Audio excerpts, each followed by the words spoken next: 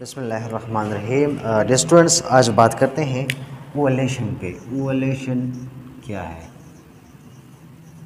Ovulation आसान लफ्ज़ों में ओवलेशन ये है कि जब एक फ़ीमेल महीने में एक एग को मैच्योर करके उसको रिलीज़ करती है, बाद में जाके वो फर्टिलाइज हो जाता है, इससे एक ज़ायगोट बनता है, फीटस बनता है, बेबी बनता है। तो इस इनिशियल प्रोसेस को, यानी कि एक ग्राफेन फॉलिकल का एक सेकेंडरी ओसाइट को रिलीज करना। सेकेंडरी ओसाइट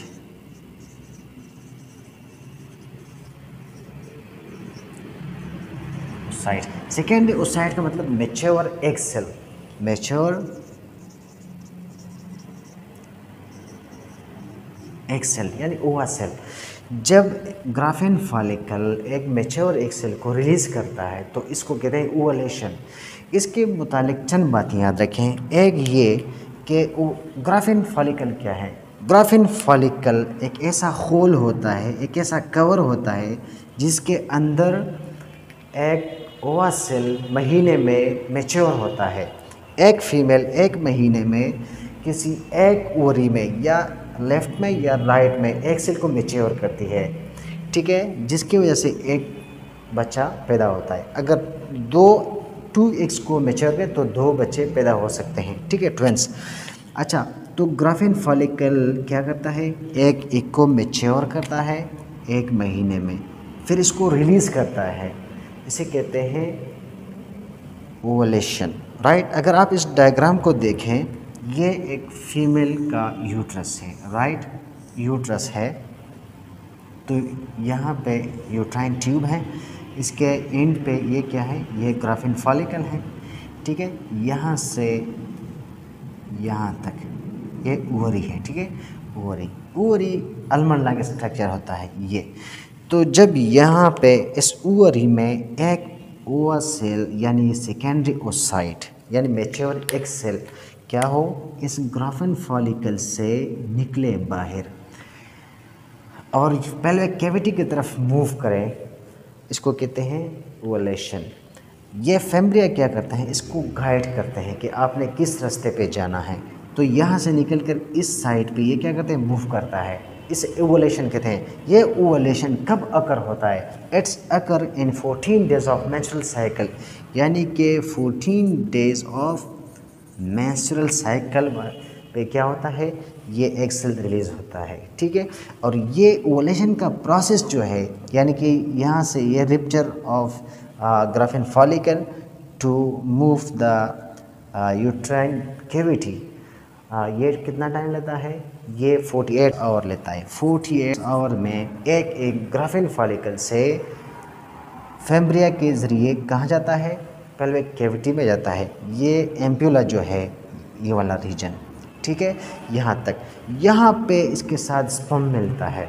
जब स्पर्म मिलता है तो फिर इसको क्या कहते हैं? फर्टिलाइज कहते हैं, ठीक है जी। यह था आज का टॉपिक। इंशाल्लाह नेक्स्ट टाइम बात करते हैं फर्टिलाइजेशन पे। Fertilisation, right. फर्टिलाइजेशन को कंसेप्शन भी कहते हैं। कंसेप्शन क्या होता है? ये फ्यूजन ऑफ जेनेटिक मटेरियल होता है। Fusion of genetic material. Fusion मतलब मिलना, आपस में घुल मिलना। किसका? जेनेटिक मटेरियल का। ये जेनेटिक मटेरियल कहाँ से आता है? ये आता है फीमेल के ओवा सेल से यानी ओवम से, ठीक है, और मेल के स्पर्म सेल से, यानी स्पर्म सेल और ओवा सेल आपस में मिल जाए तो क्या बनाता है? एक जाइगोट बनाते हैं, ठीक है, जाइगोट।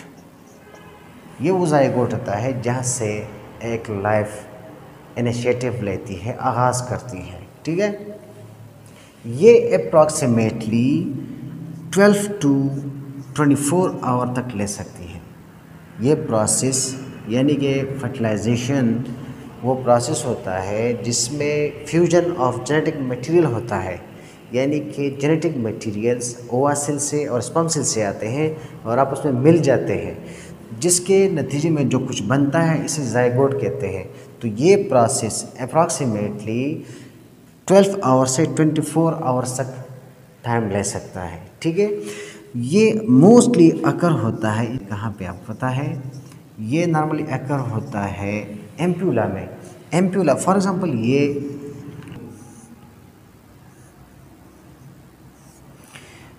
ये एम्प्यूला है।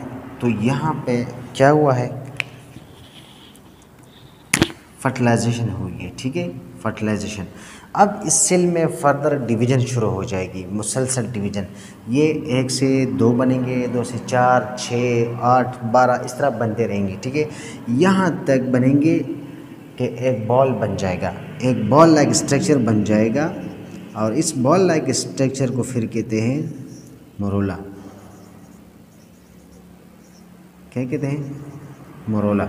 ये मोरोला फर्दर इसमें डेवलपमेंट आती रहेगी हत्ता कि इसमें एक कैविटी अफेयर होगी, एक कैविटी, यहाँ पे एक कैविटी बन जाएगी। ठीक है, इस कैविटी के बाद इसे फिर मोरोला नहीं कहते हैं, इसे फिर कहते हैं ब्लास्टोसाइट्स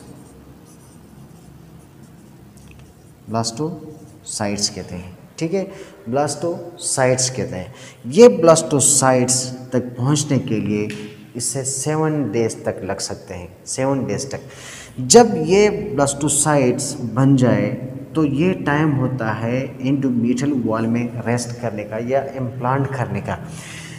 ये जो ब्लास्टोसाइट में कैविटी बना है तो ये असल वही जगह होता है जहाँ से ये क्या करता है, अपने आप को चिपका देता है एंडोमेट्रियल वॉल के साथ। ये एंडोमेट्रियल वॉल है तो यहाँ आके खुद को क्या करता है, इसके साथ चिपका देता है। ठीक है, चिपकाने के लिए इसके ऊपर टाइनी प्रोजेक्शन अफेयर होते हैं, यानी कि इस तरह का स्ट्रक्चर निकल आते हैं, इस तरह के राइट। तो वो स्ट्रक्चर इस एंडोमेट्रियल वॉल के अंदर घुस जाते हैं और अपने आप को इधर फिक्स कर देते हैं। जब ये यहाँ पे आते हैं रेस्टिंग के लिए, यानी एंडोमेट्रियल वॉल में अपने आप को रेस्ट करने के लिए या फिक्स करने के लिए आते हैं, तो इससे आप डिसीजुआ कहते हैं। क्या कहते हैं, डिसीजुआ, राइट, डिसीजुआ कहते हैं। फॉर एग्जाम्पल ये सेल है। ठीक है, और ये क्या है, ये सेल्स डिविजन्स में होती रहती है। ठीक है, और ये इसमें वो कैविटी है जिसे हम क्या कहते हैं, इसके बाद इसे ब्लास्टोसाइट कहते हैं। ठीक है, इस ब्लास्टोसाइट के ऊपर कुछ टाइनी प्रोजेक्शन इस तरह निकल आते हैं, टाइनी प्रोजेक्शन। ये टाइनी प्रोजेक्शन वो पॉइंट होता है जो एंडोमेट्रियल वॉल के साथ फिक्स या कांटेक्ट में आता है। ठीक है, इसकी वजह से अपने आप को यहाँ पे कांटेक्ट करता है। इसके बाद जो बारी आती है इम्प्लांटेशन की, यानी कि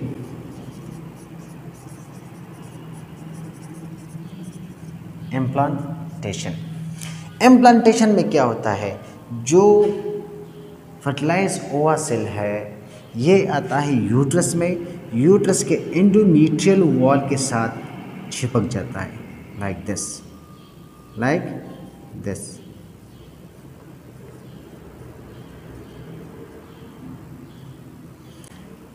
अब जो सेल इस पोजीशन को पहुंच गया है कि इसमें टाइनी प्रोजेक्शन निकले हैं, मतलब ये रेडी है यहाँ पे फिक्स होने के लिए। ठीक है, एंडोमेट्रियल वॉल में एम्बेडेड के लिए, यानी अपने आप को चिपकाने के लिए रेडी है। तो ये यहाँ पे कब इम्प्लांट होता है, ये कम से कम 3 to 4 डेज पे इम्प्लांट होता है। मतलब कि जब ये यूट्रस में पहुँच गया तो 3 से 4 दिन के अंदर तक ये अपने आप को क्या करता है, इम्प्लांट कर देता है। ठीक है, और यहाँ पर जब आप देखें तो ये इसके फर्टिलाइजेशन के बाद 7वां दिन होता है। 7 दिनों के अंदर ही यहाँ आके क्या होता है, इम्प्लांट होता है। ये था आज का लेक्चर। इंशाल्लाह फिर मिलेंगे नए लेक्चर के साथ। अल्लाह हाफ़िज़।